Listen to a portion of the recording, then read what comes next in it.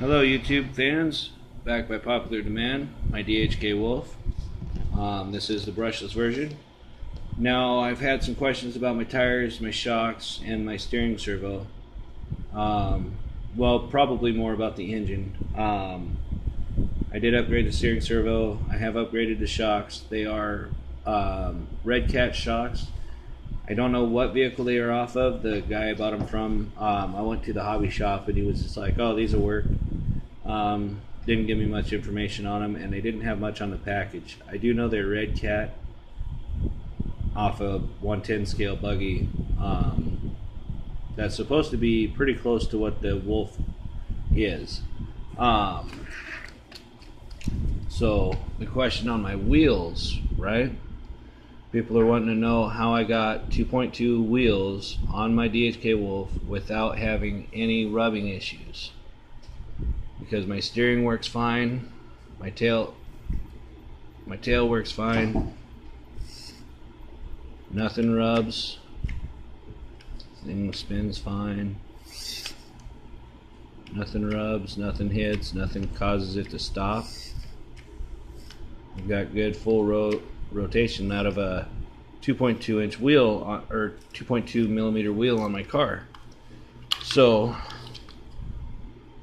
these wheels, front and back, are the same wheel. There's nothing different on them. The hub on the inside, the hex, is the same as a 1/10 scale hex. Nothing's different from this or your Traxxas Slash as far as the hub, the hex goes. The hub itself is a bit different. It's a little bit bigger. I forgot what size it is. I took my reamer tool and I reamed it out until it fit the hub. Doing it that way, everything stays centered, so you don't have to worry about it too much. If you use a drill bit, then you do have to worry about being centered if you don't hit the hole just right. So these tires are Traxxas off of one of their TRX buggies. They're Response Pro tires,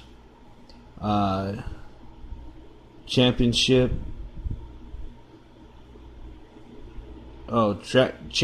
Race Edition. It says Traxxas on the side of the tire, but they are 3.3 by 1.5 by 2.2. That's what it says on the tire. I don't know if that accounts for the wheel size. It should. The biggest thing is you want to see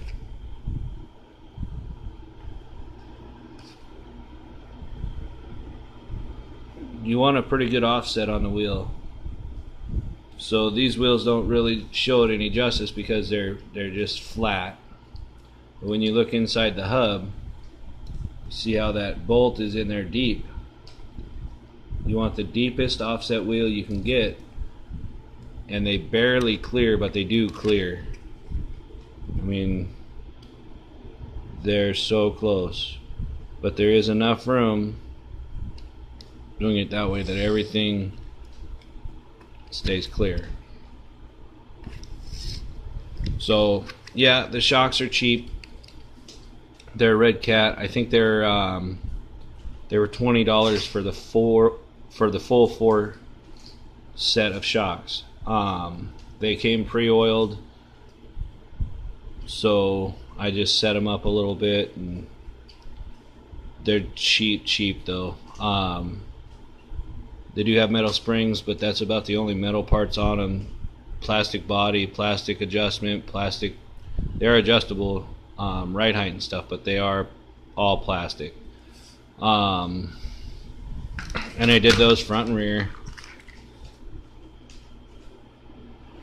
So on my engine, the issue that I had originally was that the engine fell out. The only thing I've done to that is put the Traxxas motor mount bolts. I bought a thing of motor mount bolts because I knew I was going to be building some cars. But I took the Traxxas motor mount bolts and put in place of the regular screws, because the screws that came in the engine were like this. Just cheap pop metal screws.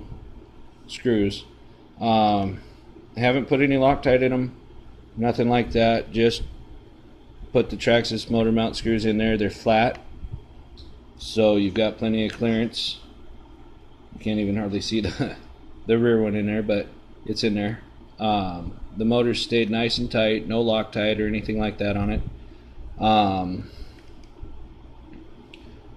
The steering servo, I did upgrade that because, as you all know, the steering on these things suck right out of the gate, brushless or brushed.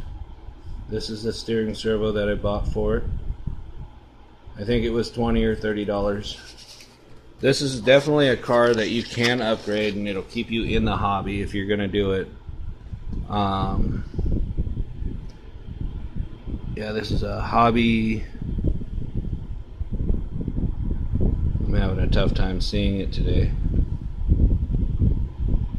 It's been a while since I put it in there. Yeah, Hobby People HP D58M, high torque, and yeah, it's super cheap, but it works way better than what the factory one did.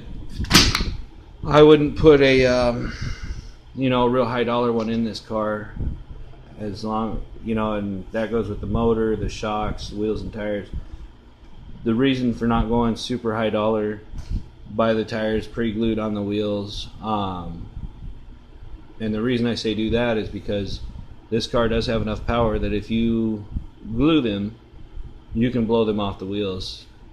This way, sitting in a package, yeah, they've been on the shelf for a couple of weeks, but that glue's cured good, and you're not going to blow the wheels right off of it. My camera's a little screwy today, I'm sorry guys, but I hope this video helps. Subscribe to my channel if you like what I've done. Let me know if you have any questions. You can send me photos of stuff that you've bought to make sure it's going to work. I will have some more videos coming up here soon. We just moved into our own house, so things are going good there. We're going to start getting our RC projects going again, and the other projects I was working on. So you guys have a good one. Thanks for watching. Please subscribe. Have a nice one.